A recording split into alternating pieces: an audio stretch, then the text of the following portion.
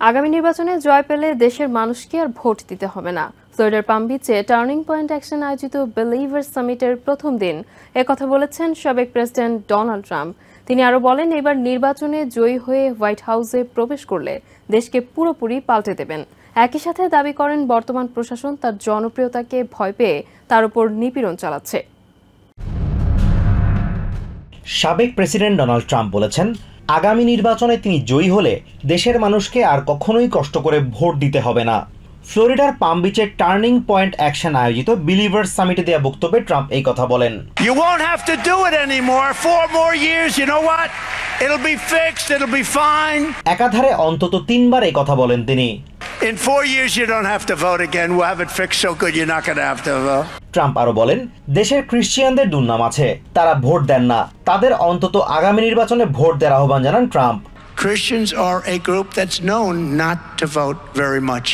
বলেন, এইবার ভোট দিয়ে তাকে হোয়াইট হাউসে প্রবেশে সহায়তা করলে তিনি নির্বাচিত কংগ্রেস ও সেনেটের সদস্যদের নিয়ে দেশকে পাল্টে দেবেন, যেমনটা আগে কখনোই হয়নি। We will change this country for the better. This country will be great again like never before. Trump দাবি করেন, 5ই নভেম্বর দেশের ইতিহাসে সবচেয়ে গুরুত্বপূর্ণ নির্বাচন হতে যাচ্ছে এবং এই নির্বাচনে জয়ী হয়ে দেশকে রক্ষা করতে হবে। Meaning this election will be the most important election. তিনি আরো দাবি করেন, বর্তমান প্রশাসন তার উপর নিপীড়ন চালাচ্ছে, কারণ তিনি সব জরিপে ডেমোক্র্যাট পার্টির সম্ভাব্য প্রার্থীর চেয়ে এগিয়ে ছিলেন এবং এখনো আছেন। I am running for president and leading very big in all of the polls, including big leads against Kamala. এ সময় বর্তমান প্রেসিডেন্ট জো বাইডেনকে লক্ষ্য করে কথার তীর ছোড়েন Trump. You're going out, Joe. Do you understand that, Joe? You're going out, Joe.